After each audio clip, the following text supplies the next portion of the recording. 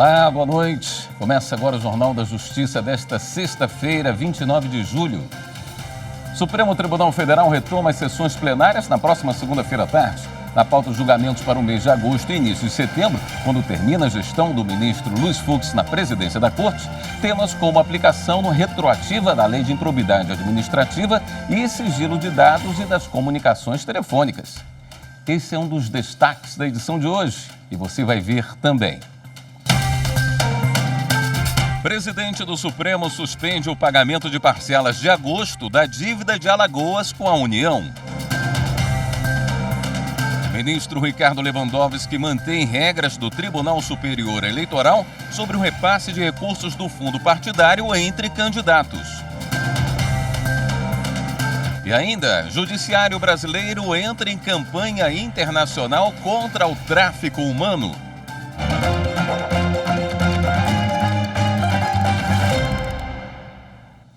O presidente do Supremo Tribunal Federal, ministro Luiz Fux, suspendeu o pagamento de parcelas de agosto da dívida de Alagoas com a União. O motivo é a queda de receitas do ICMS. O governo de Alagoas recorreu ao Supremo com o argumento de que, após a alteração no ICMS prevista em lei federal, o Estado prevê uma perda de arrecadação estimada em cerca de 460 milhões de reais entre julho e dezembro de 2022. O Estado de Alagoas alegou também que a lei prevê compensação de parte dos prejuízos dos estados, mas até agora a União não regulamentou a forma como será feita essa compensação.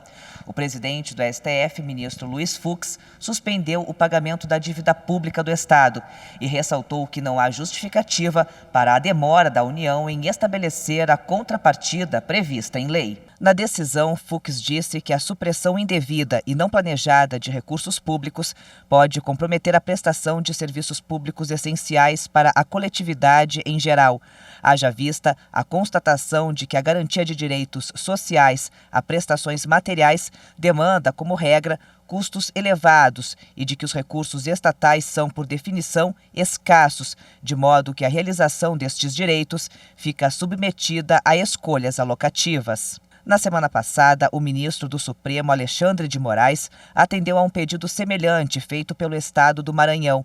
Segundo o magistrado, a queda na arrecadação causada por duas leis complementares tem acarretado desequilíbrio na conta de vários estados. O ministro Ricardo Lewandowski, do STF, manteve as regras do Tribunal Superior Eleitoral sobre o repasse de recursos do fundo partidário entre candidatos. O ministro Ricardo Lewandowski negou o pedido de liminar em ação ajuizada por 4 partidos.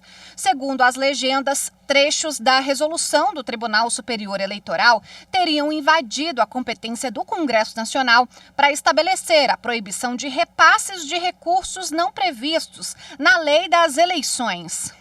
Em análise preliminar, o ministro Ricardo Lewandowski afirmou que a restrição da transferência de dinheiro do Fundo Especial de Financiamento de Campanha e do fundo partidário a partidos políticos ou candidatos que não integram a mesma coligação não promoveu nenhuma inovação no ordenamento jurídico nem contrariou qualquer dispositivo legal. O relator explicou que, como o montante dos fundos é definido pela representatividade das legendas no Congresso Nacional, não é razoável permitir o repasse a candidatos de partidos diferentes que não pertencem à mesma coligação. Segundo Lewandowski, essa interpretação da norma é a mais compatível com a natureza pública dos recursos, que são distribuídos aos partidos para o financiamento da própria atividade, com a finalidade de promover as respectivas ideias e programas. Com o fim do recesso, o Judiciário volta ao trabalho na segunda-feira. No Supremo Tribunal Federal, a expectativa para o julgamento que vai definir a retroatividade das alterações na Lei de Improbidade Administrativa. Os prazos processuais voltam a correr em todo o Judiciário a partir desta segunda. No Supremo, o presidente do STF, ministro Luiz Fux, ao encerrar o primeiro semestre, deu o tom do que seria prioridade a partir de agosto. Selecionou temas importantes e diversos para a coletividade. Entre eles, ações sobre o direito à educação básica, à saúde, ao transporte, ao sigilo de dados pessoais, direito ambiental, trabalhista, teto de gastos da administração pública, produção de provas no processo penal e regras do processo eleitoral. O Supremo Tribunal Federal permanecerá vigilante e sempre à altura da sua mais preciosa missão, a de guardar a Constituição Federal, com zelo pela segurança jurídica, com atenção ao sentimento constitucional da população brasileira, mantendo a sua vigilância suprema em prol da rigidez da realização das eleições no nosso país. A primeira sessão extraordinária está marcada para as 15h desta segunda. Estão previstos 3 recursos e 3 ações para julgamento. Só a CNI, Confederação Nacional da Indústria, por exemplo, em 3 processos, questiona leis de Minas Gerais, Pará e Amapá, que instituíram taxas de fiscalização ambiental sobre mineração. Na sessão de quarta-feira, expectativa para o Supremo definir a retroatividade das alterações na Lei de Improbidade Administrativa. Dentre os temas impactados, destaque para o prazo de prescrição para as ações de ressarcimento. A matéria discutida num recurso extraordinário com agravo teve repercussão geral reconhecida. Em outras ações, também são questionados alguns pontos da lei, entre eles o que assegurou apenas ao Ministério Público a legitimidade para ajuizar a ação de improbidade. Na sessão do dia 4, quinta-feira, está previsto o julgamento de uma ação contra o chamado Estatuto da Juventude, que garante aos jovens de baixa renda gratuidade nos ônibus interestaduais. Na página do Supremo é possível conferir toda a pauta. Estão previstas 9 sessões plenárias em agosto e 2 em setembro, até a posse da ministra Rosa Weber como presidente do STF. O Tribunal Superior Eleitoral também vai abrir o segundo semestre forense com uma sessão extraordinária de julgamentos, na segunda-feira, 19h.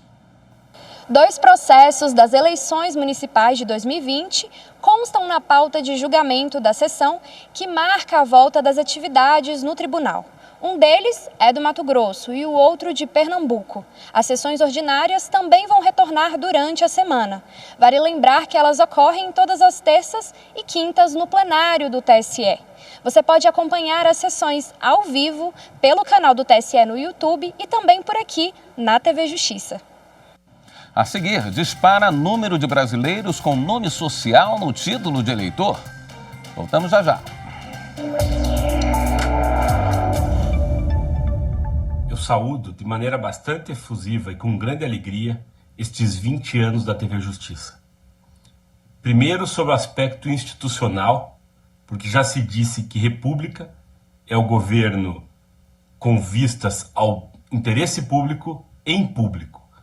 E o Supremo Tribunal Federal, ao se dispor a deliberar em público, atende o ideal republicano.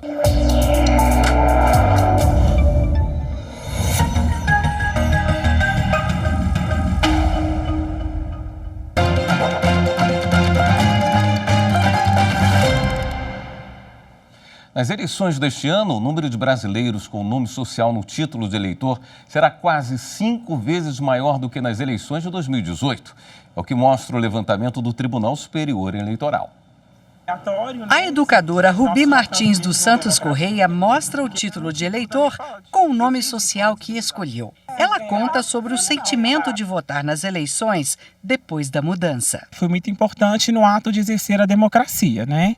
Se o voto é obrigatório no nosso país, né, eu tenho o direito de ser, no ato de votação, ser o meu nome e meu gênero respeitado. Né? A gente prega-se tanto a democracia tem que ser para todos. Nas últimas eleições, em 2018, 7.945 brasileiros fizeram a mudança de nome no título de eleitor. Este ano, o número chega a 37.646, ou seja, quase 5 vezes maior.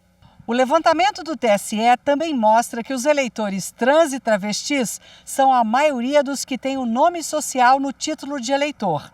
E pouco mais da metade deles, 53%, se identifica com gênero feminino e o restante com gênero masculino. Os dados ainda revelam uma curiosidade. 3 pessoas, entre 86 e 89 anos, pediram a mudança de nome à Justiça Eleitoral. A inclusão do nome social no cadastro eleitoral foi regulamentada por esta portaria de 2018. O texto diz que nome social é a designação pela qual a pessoa travesti ou transexual se identifica e é socialmente reconhecida, e não se confunde com apelidos. Ele deverá ser composto por prenome acrescido dos sobrenomes familiares constantes do nome civil, não podendo ser ridículo ou irreverente, ou atentar contra o pudor. A importância de se garantir a identificação eleitoral da pessoa trans significa inclusão social, respeito às minorias, cidadania eleitoral ampla, acolhimento, a consolidação do sufrágio universal e, principalmente, o respeito à dignidade humana. Para as eleições deste ano, o prazo para a mudança de nome no cadastro eleitoral já terminou. Quem quiser fazer a mudança agora só vai conseguir para as eleições municipais de 2024. A 4ª turma do Superior Tribunal de Justiça decidiu que um franqueador responde solidariamente apenas por falhas relacionadas à franquia. Os ministros julgaram um caso envolvendo a responsabilidade de um franqueador na morte de um estudante no interior de São Paulo. Os ministros deram parcial provimento ao recurso especial interposto por um franqueador para afastar sua responsabilidade civil diante da morte de um aluno de um colégio que é franqueado no município de Mairiporã, em São Paulo. A morte ocorreu devido a um acidente de trânsito no qual foi reconhecida a culpa do transporte escolar fornecido pelo colégio. De acordo com o processo, o motorista dirigia em alta velocidade um micro-ônibus em que estavam as crianças, quando desviou de um veículo que trafegava na contramão e caiu em uma ribanceira. Em ação indenizatória movida pelos pais do aluno falecido, o Tribunal de Justiça de São Paulo condenou solidariamente o motorista, a dona do micro-ônibus, o colégio franqueado e o franqueador a pagarem R$500 mil por danos morais, além de pensão. No recurso dirigido ao STJ, o franqueador alegou que não tem responsabilidade pelo dano causado, porque o serviço de transporte contratado pelo franqueado não tem relação com a sua franquia de metodologia educacional. O relator, ministro Raul Araújo, explicou que o processo não discute a responsabilidade por falha na prestação de serviços educacionais, mas de serviço de transporte escolar, contratado exclusivamente pelo franqueado, conforme reconhecido nas instâncias ordinárias, e que o franqueador não pode ser responsabilizado por obrigações estranhas ao objeto da franquia. Por unanimidade, a 4ª turma considerou que o serviço de transporte é desvinculado da franquia de metodologia educacional. E o vice-presidente do STJ, ministro Jorge Mussi, revogou a prisão preventiva de uma vendedora ambulante acusada de furtar um celular em Itaboraí, no Rio de Janeiro. A prisão foi substituída por 4 medidas cautelares diversas, como apresentação mensal em juízo, proibição de mudança de domicílio sem autorização judicial, recolhimento domiciliar no período noturno e proibição de contato com as pessoas envolvidas no delito. De acordo com o auto de prisão em flagrante, a ambulante teria se aproveitado da distração do cliente de um bar para furtar o celular. Após a abordagem policial, ela jogou no chão um aparelho que foi recuperado pelo proprietário. Segundo os policiais, a mulher resistiu à prisão e bateu com os pés na viatura, quebrando o vidro traseiro. O flagrante foi convertido em prisão preventiva. Após a negativa de uma liminar que pedia a liberdade dela no Tribunal de Justiça do Rio de Janeiro, a defesa da ambulante alegou ao STJ que a situação narrada não justifica a medida extrema da prisão preventiva. Ao analisar o caso, o ministro Jorge Mussi reforçou a compreensão de que a prisão preventiva deve ser empregada apenas excepcionalmente, como última opção para garantir a ordem pública. Para ele, mesmo considerando o potencial lesivo das infrações, as medidas cautelares diversas da prisão são eficazes e suficientes para resguardar a ordem pública, especialmente considerando que a ambulante tem condições pessoais favoráveis, sem antecedentes criminais e é mãe de 3 crianças, entre elas um bebê de 10 meses em amamentação. No próximo bloco, o Judiciário entra em campanha internacional contra o tráfico humano. Voltamos em instantes. 20 anos de TV Justiça. Parabéns a essa emissora que nas últimas 2 décadas pôde trazer a realidade do Poder Judiciário, a polêmica das suas decisões, a importância do estudo aprofundado de teses jurídicas e principalmente pôde levar a população à esperança no Poder Judiciário voltado para a paz social e para a efetiva solução dos conflitos.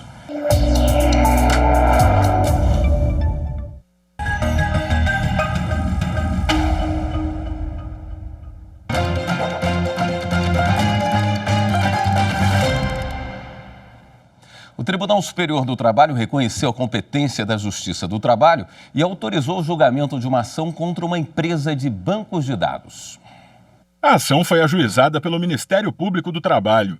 O MPT pedia que a empresa fosse proibida de consultar e repassar informações contidas no Cadastro de Entidades de Proteção ao Crédito e antecedentes criminais, e que ficasse impedida de contratar ou manter serviços de informação de dados dos candidatos à vaga de motorista, para evitar tratamento desigual. Mas o Tribunal Regional do Trabalho da Primeira Região, no Rio de Janeiro, entendeu que a divulgação dos dados não decorre de uma relação de trabalho e que a instituição que pretensamente teria cometido o ato ilícito não fazia parte deste tipo de relação. O TRT entendeu que a empresa apenas assessora outras empresas, fornecendo-lhes informações sobre o candidato à vaga de emprego de motorista, e por isso declarou a incompetência da Justiça do Trabalho para julgar o caso. No recurso ao Tribunal Superior do Trabalho, o Ministério Público afirmou que o caso tem nítida feição trabalhista, ainda que de caráter pré-contratual, exatamente por decorrer de forma inequívoca dos potenciais contratos de emprego ou de trabalho a que os candidatos avaliados pela reclamada venham ou viessem a pleitear. Para o MPT, ainda que não exista relação de trabalho direta com a empresa, já que estaria sendo obstaculizado o exercício do direito ao trabalho, a obrigação de reparar o dano sofrido guarda relação com o pacto laboral e insere-se na competência material desta justiça a indenização por danos decorrentes. O relator do recurso de revista, ministro Douglas Alencar, destacou que o TST, ao examinar casos semelhantes, concluiu que a Justiça do Trabalho possui competência para processar e julgar os casos em que o trabalhador sofre dano, em razão da inserção do nome dele em lista de risco, o que pode restringir a colocação do profissional no mercado de trabalho. O ministro lembrou ainda que a Lei Geral de Proteção de Dados Pessoais, 13.709, de 2018, protege os direitos fundamentais de liberdade e privacidade do indivíduo. Assim, por unanimidade, a quinta turma afastou a declaração de incompetência da Justiça do Trabalho. O colegiado determinou o retorno do processo ao TRT no Rio de Janeiro para que o regional prossiga no julgamento do recurso ordinário. Um grupo de magistrados do Tribunal Regional do Trabalho da 10ª Região, que abrange o Distrito Federal e Tocantins, conversou hoje com trabalhadores e empregadores da construção civil. O canteiro de obras visitado foi no Sudoeste, em Brasília. O encontro foi bem cedo, às 7 horas da manhã. O objetivo foi sensibilizar os trabalhadores e empregadores sobre a prevenção de acidentes no trabalho. A ação faz parte do programa Trabalho Seguro, que é conduzido regionalmente pelo Grupo de Trabalho Interinstitucional, o G3010. A visita marca o Dia Nacional da Prevenção de Acidentes de Trabalho, que é celebrado anualmente em 27 de julho. Segundo dados da plataforma Smart Lab, iniciativa conjunta do Ministério Público do Trabalho e da Organização Internacional do Trabalho, a OIT, em 2021, o Brasil registrou mais de 570 mil acidentes de trabalho. Desse total de acidentes, 2,5 mil foram fatais para os trabalhadores brasileiros. O levantamento completo aponta para um aumento de 30% nos dados do ano anterior. E a Covid-19 também impactou nesse cenário. Foram quase 112 mil afastamentos pela doença e mais de 12 mil notificações de acidentes de trabalho por causa do novo coronavírus no país. Para o juiz do trabalho, João Otávio Fidanza Frota, que faz parte do G3010, a proposta do evento alcança as pessoas que atualmente exercem profissões de grande risco. O ramo da construção civil surgiu até naturalmente por ser, infelizmente, um ramo de atuação empresarial e de trabalho que tem uma incidência muito alta de acidentes de trabalho e muitas vezes até com ocorrência de óbitos. Então, trazer esses debates, trazer a atuação do GETRIM para o âmbito de um canteiro de obras, lidando realmente com quem está na ponta dessa atividade, foi uma escolha em razão desses realmente infelizes e dados que nós temos.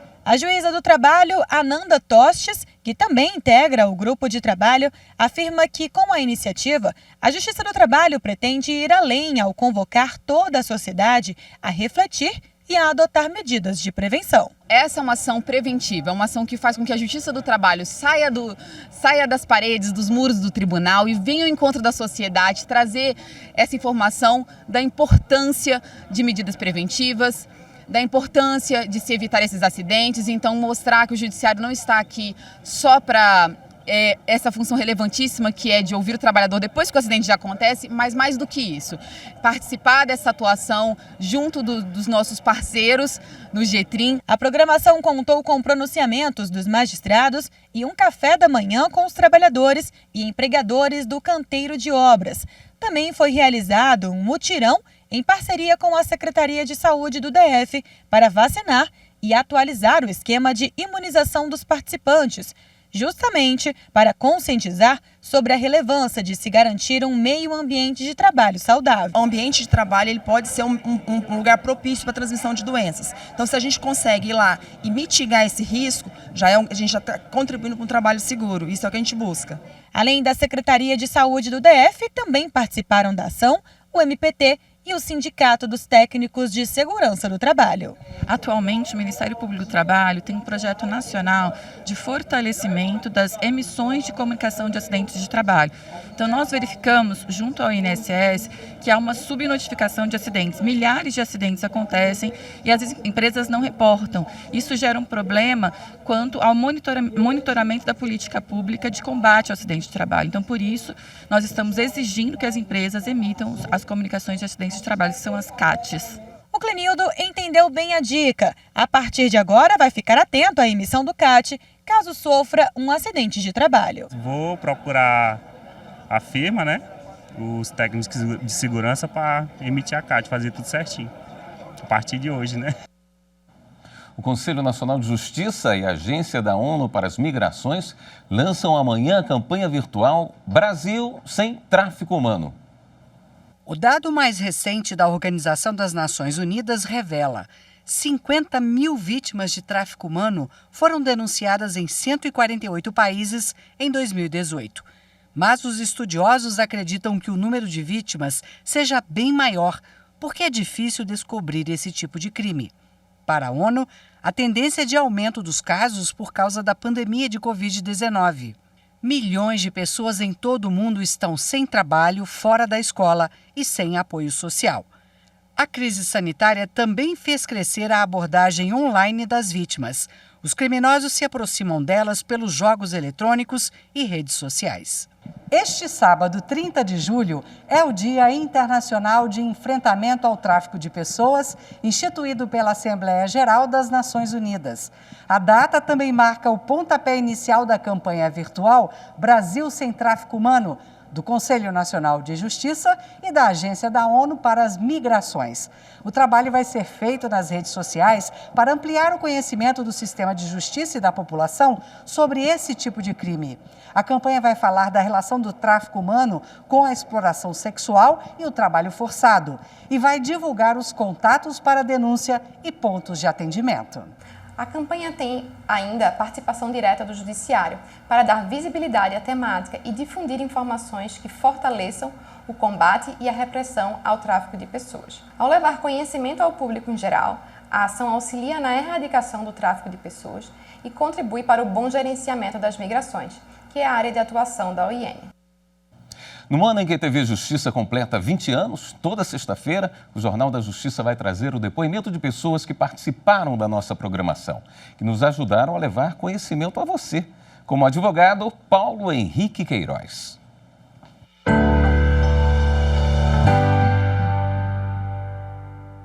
A TV Justiça foi o primeiro canal de televisão a transmitir as sessões plenárias do Supremo Tribunal Federal. E isso é muito relevante porque amplia o acesso do público a temas jurídicos sensíveis, de grande impacto social. Toda ciência ela tem sua linguagem própria, suas terminologias, o que às vezes acaba afastando o público que não é especializado.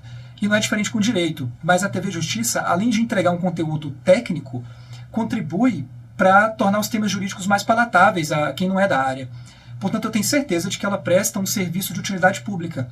E eu tenho a honra e a felicidade de já há muitos anos contribuir com a programação por meio de entrevistas e comentários sobre os temas da minha área de atuação como advogado. Eu parabenizo a TV Justiça pelos seus 20 anos e faço votos de que venham muitos mais.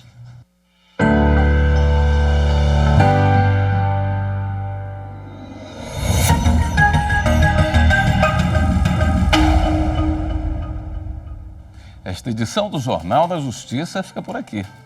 Uma ótima noite para você, um excelente fim de semana.